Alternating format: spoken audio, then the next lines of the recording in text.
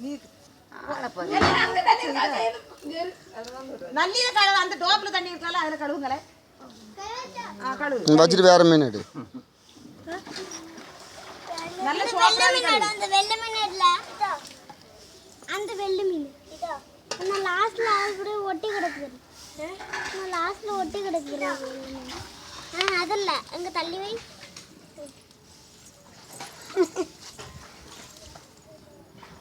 கவின் எப்படி தூக்குதான் சாலைய சாலையா இது சாலை மாதிரி தள்ளிட வையா ஆசை தீரட்டுமா தண்ணி போட்டா கடிச்ச மேல தூக்கி இப்படி மேல தூக்கி என்ன கட்சி படி வருங்க